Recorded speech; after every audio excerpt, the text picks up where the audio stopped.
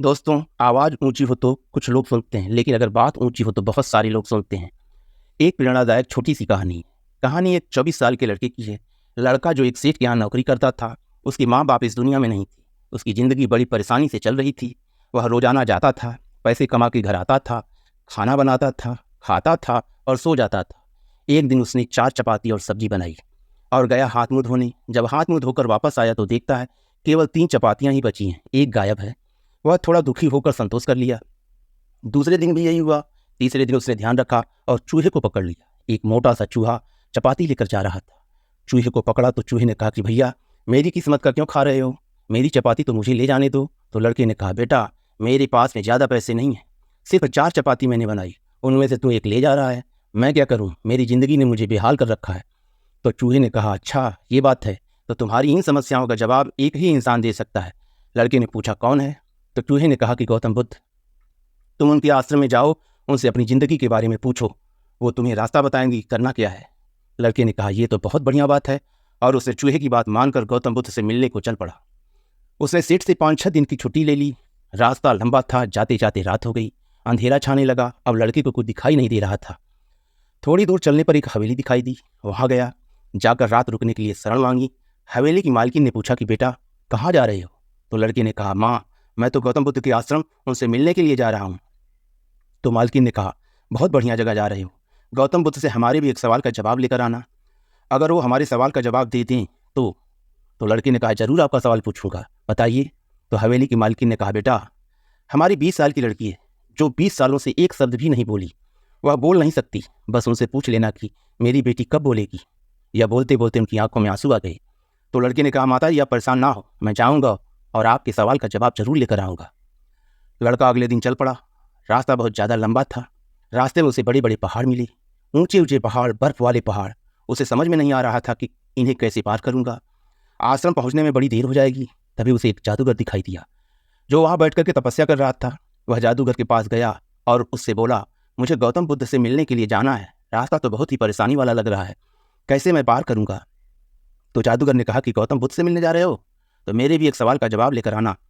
तुम्हें पहाड़ तो मैं अपने जादू से चुटकियों में पार करा दूंगा। तो लड़के ने कहा, अपना सवाल बताओ। तो जादूगर ने कहा, स्वर्ग जाने के लिए 1000 सालों से यहीं इसी पहाड़ पर तपस्या कर रहा हूँ। मुझे समझ में नहीं आ रहा है कि मैं स्वर्ग कब पहुँचूंगा। लड़के ने कहा, ठीक है, आपके सवाल का जवाब लेकर जरूर आऊँगा। जादूगर ने छड़ी घुमाई, लड़के को पहाड़ पार करा दिया। मैदानी इलाका आ गया। वहाँ पर उसे अब एक बड़ी सी नदी मिली। लड़के के सामने फिर से समस्या थी कि अब ये नदी कैसे पार करे। तभी उसे वहाँ एक बड़ा सा कछुआ दिखाई दिया। कछुए से मदद मांगी कि अपनी पीठ पर बैठाकर मुझे नदी पार करा दीजिए। कछुए ने कहा, ठीक है। जब नदी पार कर रहे थे तो कछुआ ने पूछा, तुम कहाँ जा रहे हो? लड़के ने कहा, गौतम बुद्ध से मिलने जा रहा हूँ। तो कछुए ने कहा, वाह यार, बड़ी अच्छी जगह जा रहे हो। तो एक काम करना, मेरे एक सवाल का जवाब लेकर आना। तो लड़के ने कहा, आप भी अपना सवाल बताइए। तो कछुए ने कहा, मैं बड़े समय से, लगभग 500 सालों से इसी नदी में हूँ और घड़ियाल बनने की कोशिश कर रहा हूँ। मैं घड़ियाल कब बनूंगा, बस ये पूछ करके आ जाना। लड़के ने कहा, ठीक है। लड़का पहुंचा आश्रम में गौतम बुद्ध के पास। प्रवचन चल रहा था। जब प्रवचन खत्म हुआ तो गौतम बुद्ध ने कहा कि हर कोई मुझसे सवाल पूछ सकता है, लेकिन सिर्फ 3 सवालों के जवाब ही दिए जाएंगे। अब लड़के के सामने समस्या थी कि किसके सवाल को पूछे और किसका सवाल छोड़े, क्योंकि सवाल तो 4 थे। लड़के ने सोचना शुरू किया। सबसे पहले हवेली की मालकिन नजर में आई। तो उसे लगा कि वो तो अपनी बेटी का इलाज कराना चाह रही हैं। उनकी बेटी बोल नहीं रही है, उनकी आंखों में आंसू थे, उनका सवाल पूछना जरूरी है। दूसरी जो तस्वीर उसके दिमाग में नजर आई, वो आई जादूगर की। जादूगर 1000 साल से वहां तपस्या कर रहा है, बर्फ के पहाड़ पर। तीसरी तस्वीर आई कछुए की, जो 500 साल से नदी में घड़ियाल बनना चाह रहा है। फिर लड़के को अपनी तस्वीर नजर आई, जो सेठ के यहाँ पर नौकरी कर रहा है। लड़के ने सोचा, मैं तो नौकरी कर ही रहा हूँ, खाना खा रहा हूँ, सब ठीक चल ही रहा है, थोड़ी और मेहनत करूंगा, कुछ बदलूंगा। इन 3 लोगों की जिंदगी में बदलाव लाना जरूरी है, इन 3 के सवाल पूछने जरूरी है। लड़के ने गौतम बुद्ध से 3 सवाल पूछे। गौतम बुद्ध ने जवाब दिया। सबसे पहले हवेली की मालकिन के।